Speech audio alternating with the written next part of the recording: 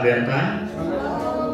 Kita berkumpul lagi di rumah masing-masing untuk beribadah bersama. Kita mau bertemu Tuhan, kita mau memuji Tuhan, dan kita juga mau mendengarkan suaranya. Dan sebelumnya mari kita berdoa dulu. Terima kasih Tuhan untuk kesempatan ibadah ini.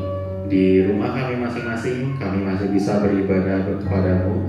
Kami masih bisa memuji dan menyembah-Mu. Kami masih bisa mendengarkan firman-Mu. Dan kami tahu ini semua hanya karena anugerah-Mu saja. Kalau kami masih bisa menikmati ini semua, karena itu tidak akan kami sia-siakan kesempatan ini. Kami akan dengan sepenuh hati beribadah kepadamu, menikmati Engkau dalam ibadah ini. Terima kasih Tuhan, hanya di dalam nama Tuhan Yesus kami berdoa dan kami mau mengangkat pujian bagi-Mu. Haleluya, amin. Mari kita katakan, aku ingin selalu berada di hadirat-Mu, berada di bawah kepak sayap-Nya.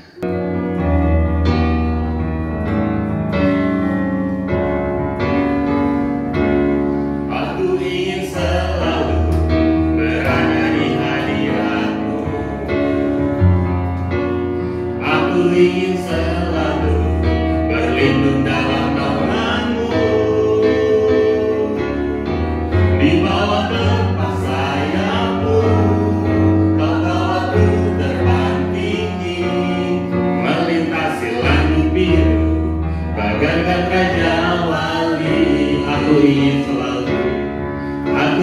selalu berada di hadirat-Mu. Aku ingin selalu berlindung dalam naungan-Mu. Di bawah kepak sayap-Mu, Kau bawaku terbang tinggi, melintasi langit biru, bagaikan raja wali. Bagai raja wali, melintasi gunung tinggi. Bagai raja wali, melintasi badai hidup. Di bawah kepak sayap-Mu, Kau bawaku terbang tinggi, melintasi langit biru, bagaikan raja wali. Bagai raja wali, bagai raja wali, melintasi gunung tinggi. Bagai raja wali, melintasi badai hidup. Di bawah kepak sayap-Mu, Kau bawaku terbang tinggi, melintasi langit biru, bagaikan raja wali. Melintasi langit biru, bagaikan raja wali. Melintasi langit biru, bagaikan raja wali. Puji Tuhan, hanya bersama Dia kita sanggup mengatasi segala masalah kita.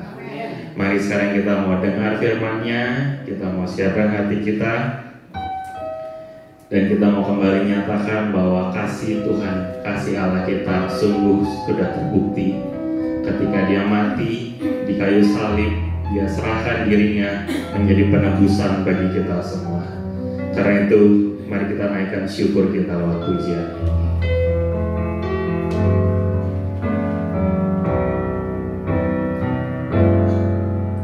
Kasih Allahku sungguh telah terbukti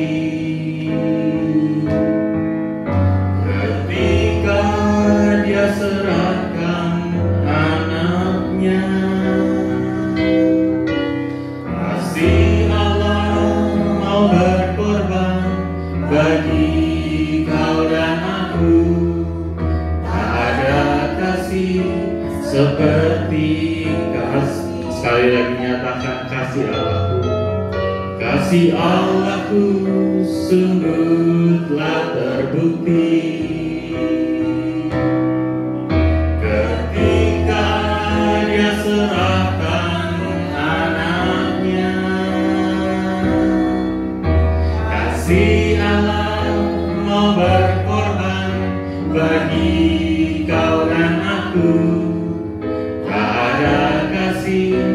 seperti kasih-Mu. Bersyukur, bersyukur, bersyukurlah, bersyukur karena kasih setia-Mu. Ku sembah, ku sembah, ku sembah dan ku sembah, selama hidupku ku sembah Kau Tuhan.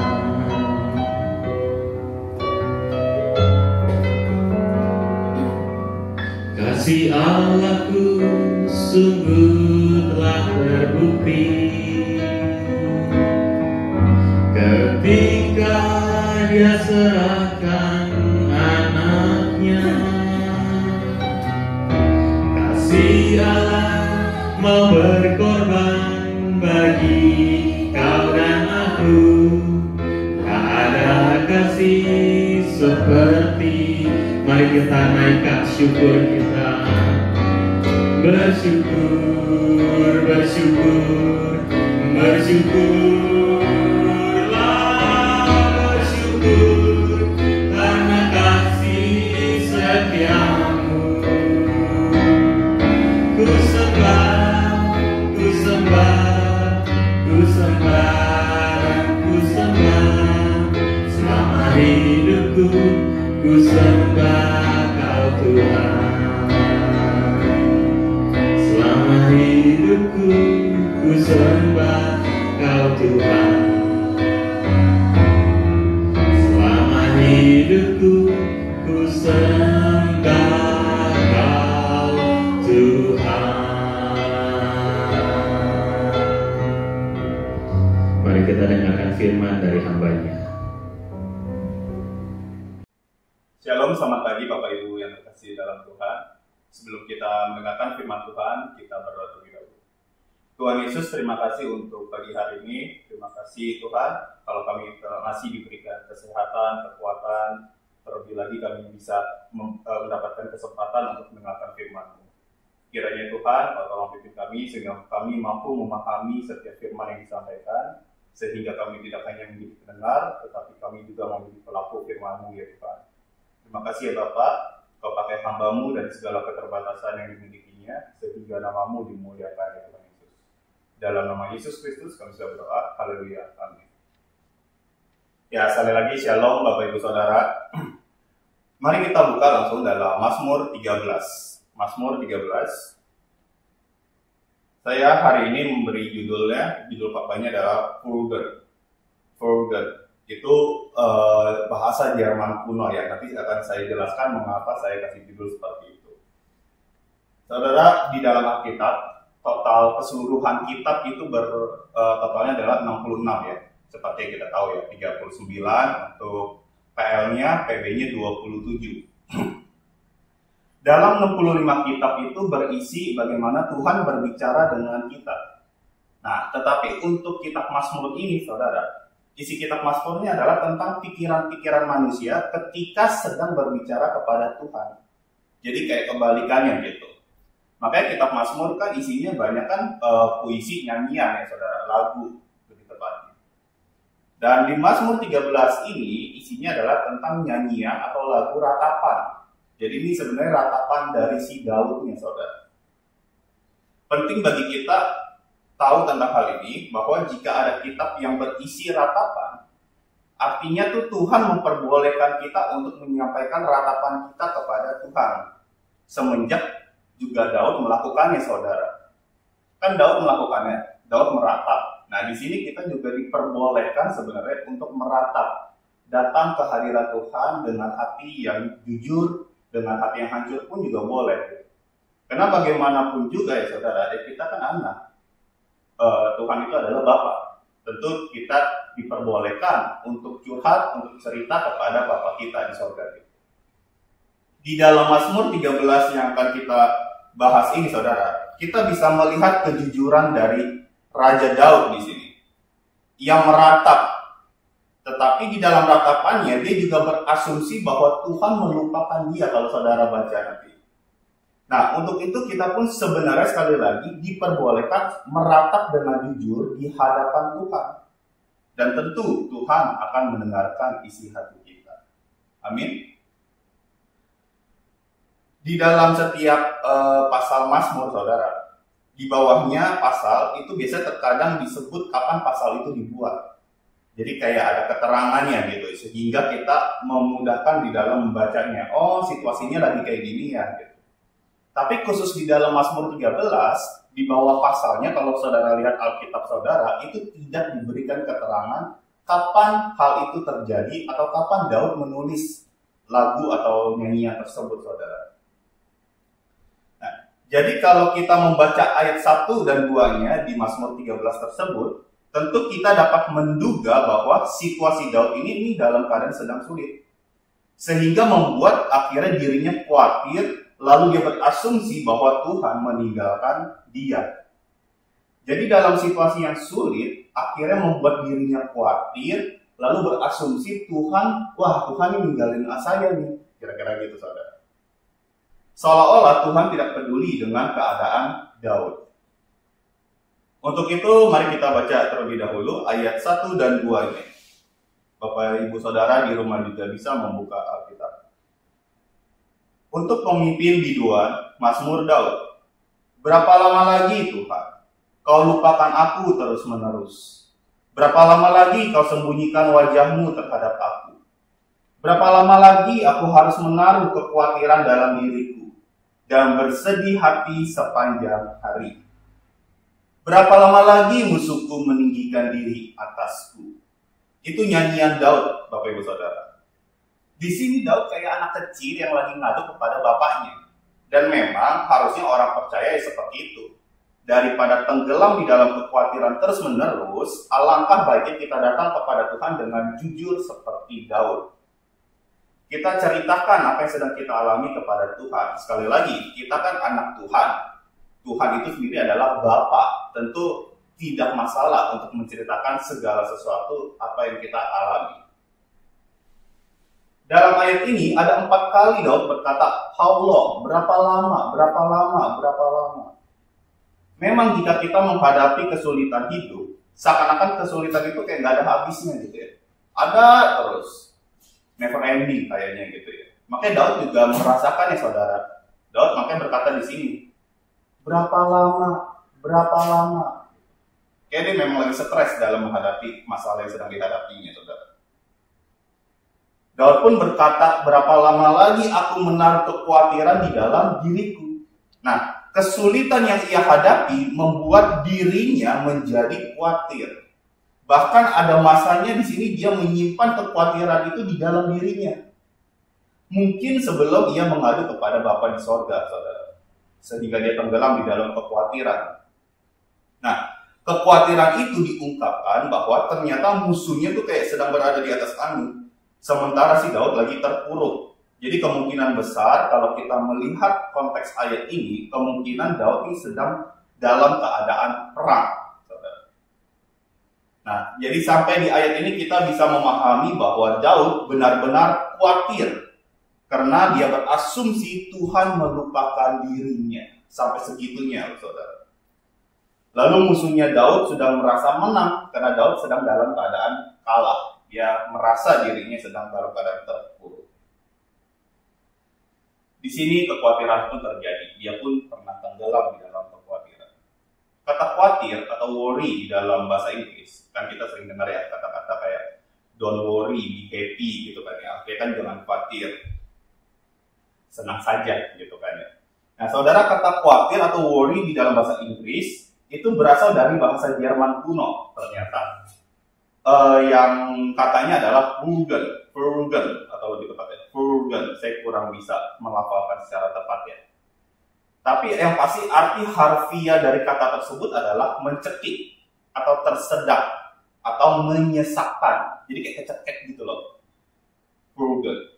Kata ini pada tahun 1300-an itu dipakai untuk menjelaskan situasi membunuh atau melukai dengan menggigit, mengguncang batang tenggorokan. Gitu, seperti yang sering dilakukan oleh anjing atau serigala, saudara. Itu tahun 1300-an ya.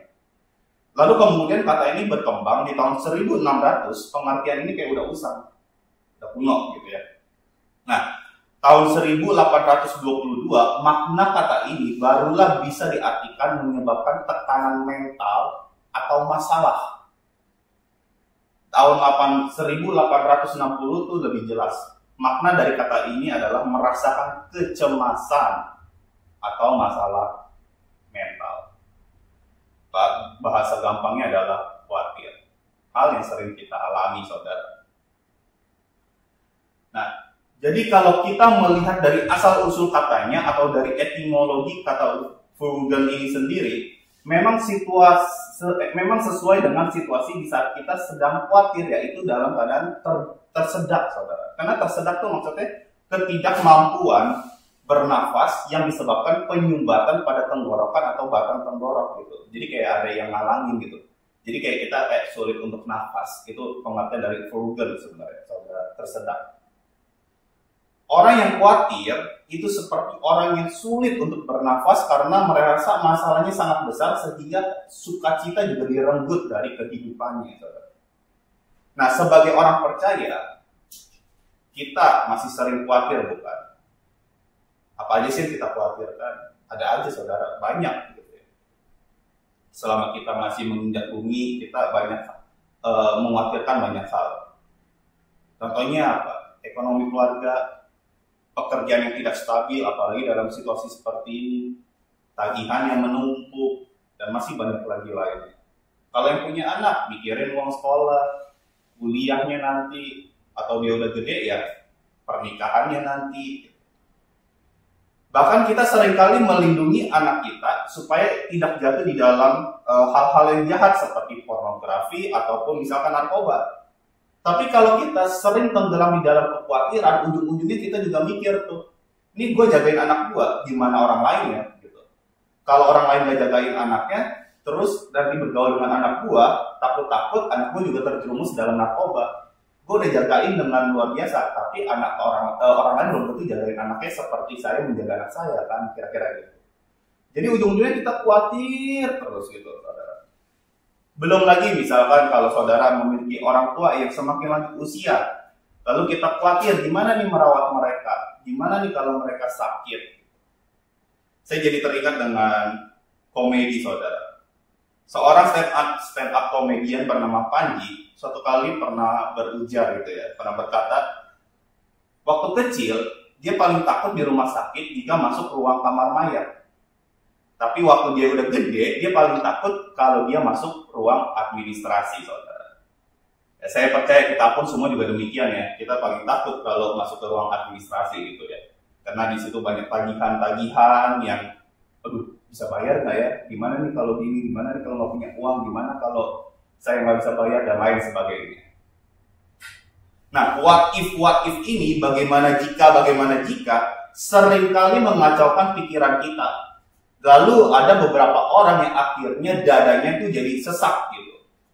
Nafas memburu dengan cepat karena tenggelam di dalam kekhawatiran itu sendiri.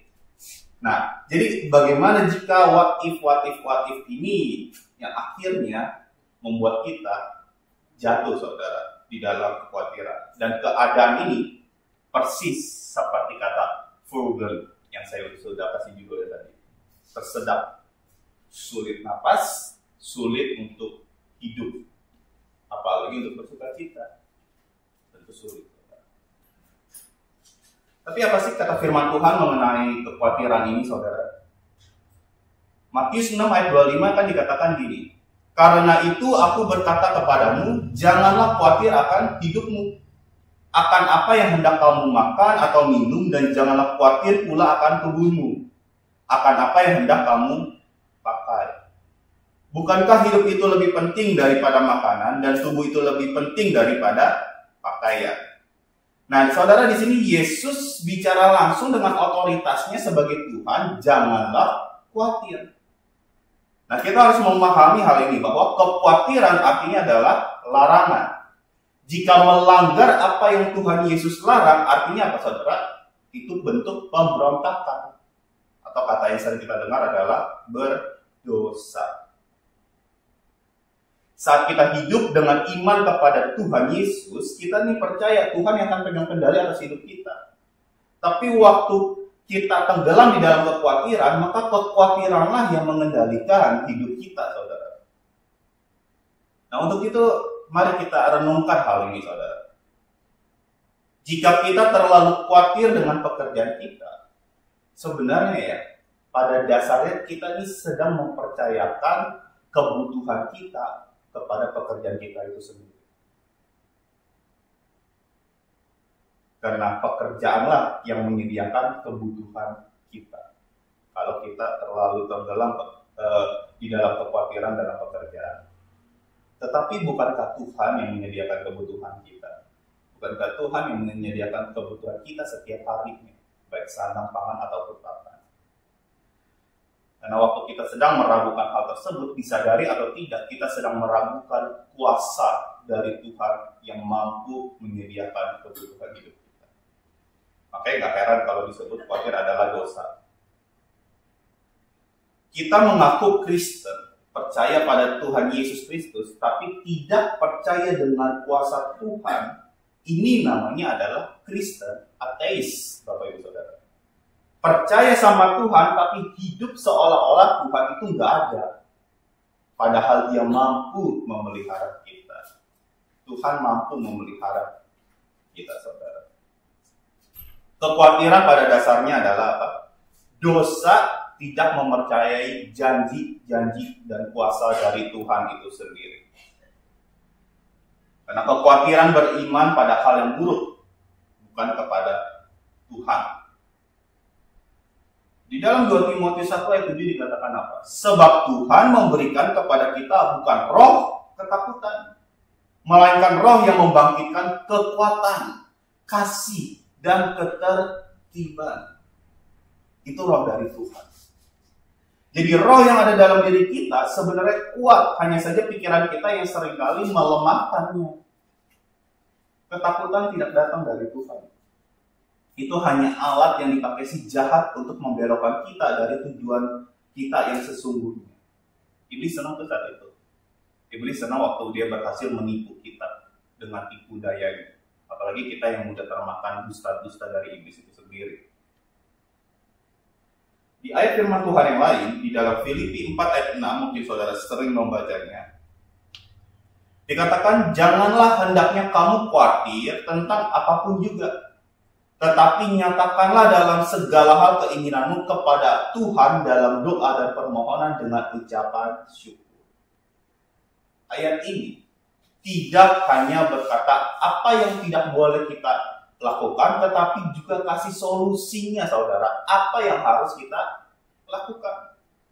Donnya adalah jangan khawatir dalam hal apapun juga. Jangan khawatir dalam hal apapun juga, itu donnya. Tapi do-nya adalah berdoa, berharap, berserah kepada Tuhan, tetap mengandalkan Tuhan. Nah, kenapa? Karena orang-orang itu sering terobsesi dengan mencoba untuk mengendalikan situasi mereka. Padahal ada banyak hal yang di luar kemampuan kita. Harusnya kita lakukan apa yang bisa kita lakukan, biarlah Tuhan yang melakukan bagiannya sendiri.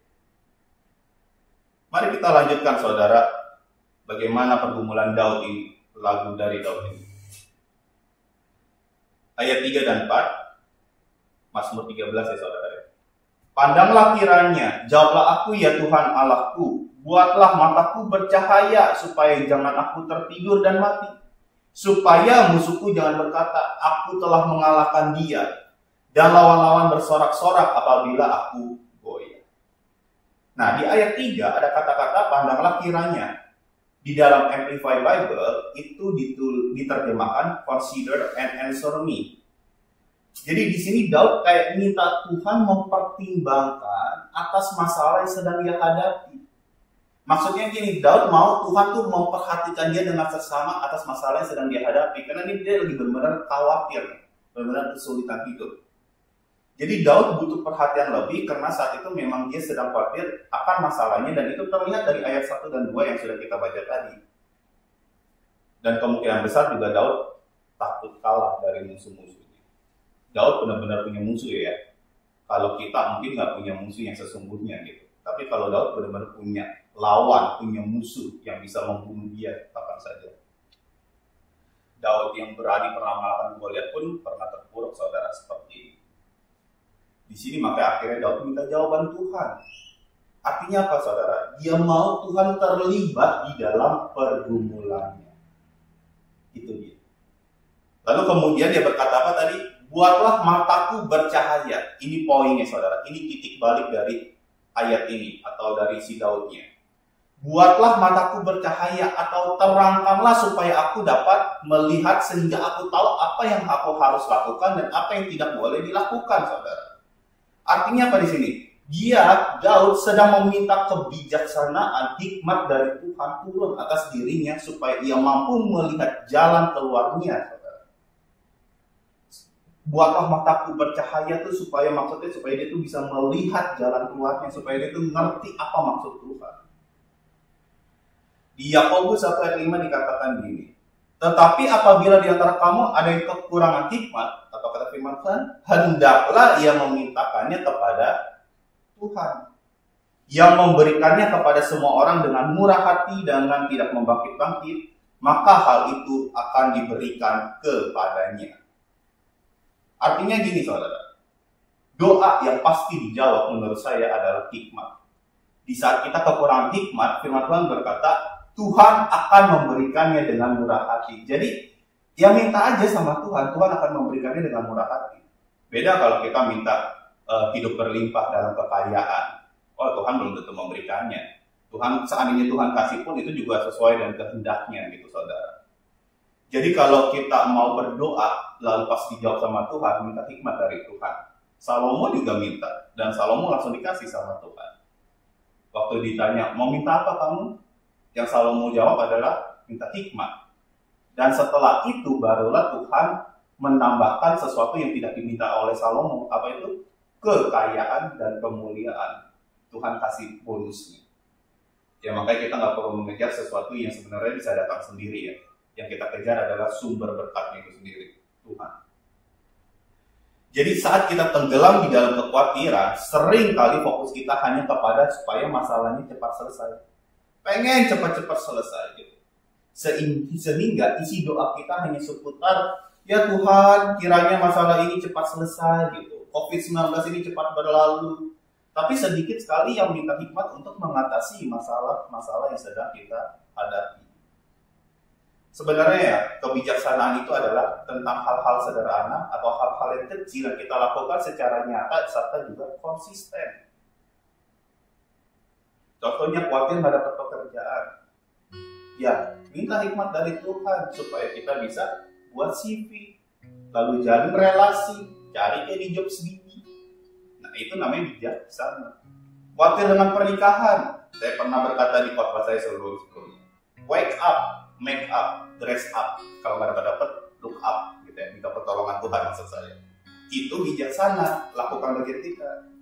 Khawatir takut bangkrut, gitu ya. Ya berhentilah mengeluarkan uang lebih dari pendapatanmu. Itu namanya bijaksana. Khawatir karena COVID-19 seperti yang kita sedang alami ini. Makan makanan yang sehat, pakai masker, ikuti anjuran pemerintah. Itu yang namanya bijaksana. Jadi bijaksana adalah melakukan hal-hal kecil sederhana yang sebenarnya kita udah tahu nih. Tapi kita perlu minta hikmat dari Tuhan lebih lagi supaya kita melakukannya bisa konsisten, saudara. Dan kita lakukan hal itu terus-menerus. Dan pasti akan ada jalan keluar. Itu yang diminta oleh Daud, saudara. Ujungnya adalah dia minta hikmat. Dan terakhir di ayat 5-6 dikatakan di Mazmur 13 ya. Tetapi aku kepada kasih setiamu aku percaya, kata Daud. Hatiku bersorak-sorak karena penyelamatanmu. Aku mau menyanyi untuk Tuhan karena ia telah berbuat baik kepada. Kita bisa melihat apa dalam ayat yang sudah kita baca? Setelah Daud minta hikmat dari Tuhan itu sendiri, kata-kata yang negatif itu berubah menjadi positif, saudara. Di situ Daud percaya kepada Tuhan. Sebelumnya Mazmur ini ngomongin tentang keluhan Daud. Allah, berapa lama lagi aku tenggelam di dalam kekhawatiran, aku kesulitan dan lain sebagainya. Di sini cuma kayak gitu doang, saudara. Keluhan komplain doang.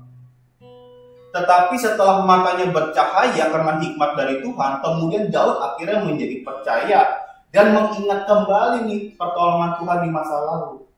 Artinya kalau Tuhan pernah tolong saya dulu, Tuhan juga pasti akan menolong saya sekarang. Karena Tuhan akan setia menjaga kita. Amin, saudara. Kemudian Daud bernyanyi dengan iman bahwa Tuhan telah berbuat baik kepadanya. Padahal masalahnya apa? Belum selesai. Tapi Daud dengan yakin Tuhan telah berbuat baik kepadanya. Hikmat membuat respon yang berubah dalam menghadapi masalah. Cara pandangnya berubah menjadi positif. Masalah masih ada, tetapi dia sudah tidak tenggelam di dalam kekhawatiran lagi. Daud percaya waktu dia melakukan bagiannya dengan memakai hikmat yang Tuhan berikan, maka Tuhan akan melakukan bagiannya. Saya akan tutup, saudara, dengan contoh-contoh sederhana. Mari kita pikirkan hal ini. Gimana kalau kita sendiri atau orang yang kita kasihi itu terjangkit COVID-19 ini? Apa yang bisa kita lakukan? Kalau pakai hikmat, ya tentu kita ke dokter, mengikuti nasihatnya, mengikuti perawatan dari rumah sakit tersebut, atau makan obat, lalu makan makanan yang sehat. Tapi akhirnya, bisakah dengan kekhawatiran lalu kita menjadi sembuh? Ya tentu tidak, bukan? Tapi bisakah Tuhan menjaminnya? Oh, tentu bisa. Mau sembuh total juga bisa, saudara. Hal yang lain, saudara. Bisakah kita melindungi anak-anak kita dari segala bahaya? Enggak. Ada waktu-waktu di mana kita tidak bisa melindungi anak-anak kita, apalagi kalau dia sudah besar. Tapi bisakah Tuhan mengirimkan malaikat-malaikatnya untuk menjaga anak-anakmu? Tentu bisa. Saudara, saya kasih contoh ini supaya kita memahami bahwa ada bagiannya kita, ada bagiannya Tuhan. Bagiannya kita kerjakan dengan hikmat, lakukan secara konsisten. Maka jalan keluar pasti juga akan tersedia. Tetapi ada bagian di luar kemampuan kita. Kita nggak bisa mengendalikan semua situasi yang ada di dalam kehidupan kita. Kita butuh Tuhan di sini. Serahkanlah kekhawatiran ke dalam tangan. Dan kekhawatiran tidak bisa mengubah keadaan menjadi lebih baik. Tetapi Tuhan mampu mengubah segalanya menjadi lebih baik. Amin. Bapak Ibu Saudara yang terkasih dalam Tuhan. Ya, serahkanlah kekhawatiranmu. Apapun masalah yang kau sedang hadapi hari ini, serahkan itu. Tagihan yang menumpuk mungkin, mikirin anak nanti, dan lain sebagainya. Seakan-akan kayaknya masalah nggak selesai-selesai.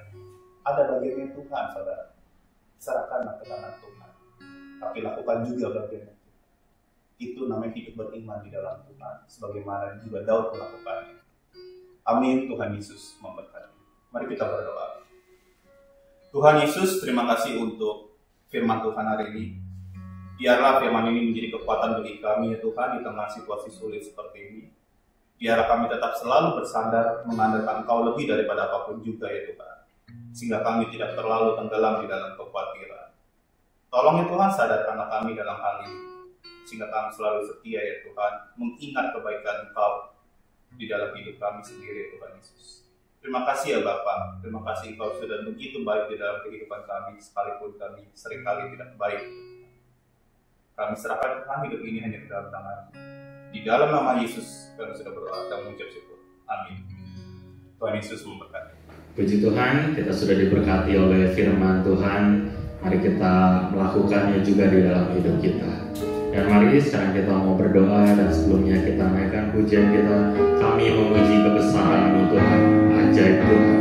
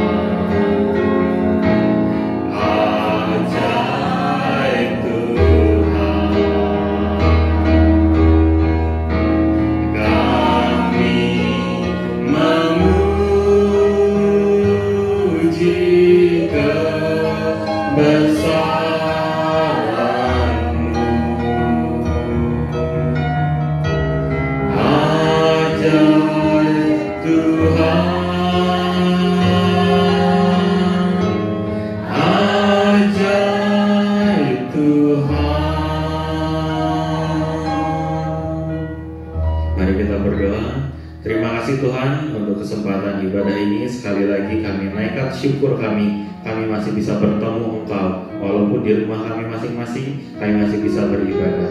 Terima kasih Tuhan. Dan sekarang kami juga mau berdoa buat bangsa kami Indonesia ini dan juga seluruh dunia di tempat manapun yang sedang mengalami pandemi COVID-19 ini. Kami berdoa Tuhan sendiri yang terus memberkati anak-anak-Mu, Tuhan sendiri yang terus menyertai, Tuhan sendiri yang terus memberikan kekuatan.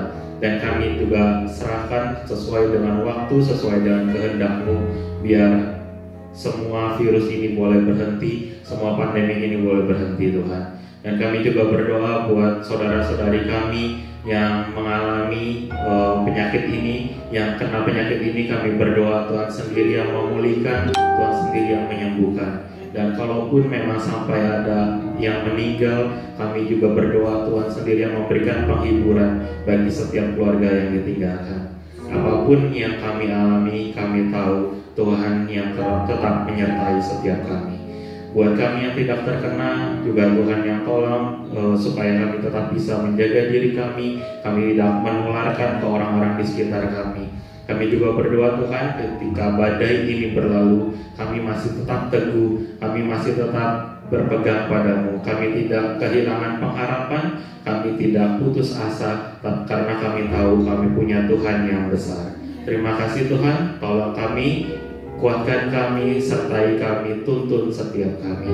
Kami juga berdoa Tuhan buat pemerintah kami, untuk setiap keputusan yang dibuat bersangkutan dengan hal ini. Kami percaya Tuhan sendiri yang menyertai, Tuhan sendiri yang memberikan hikmat dan kebijaksanaan-Mu.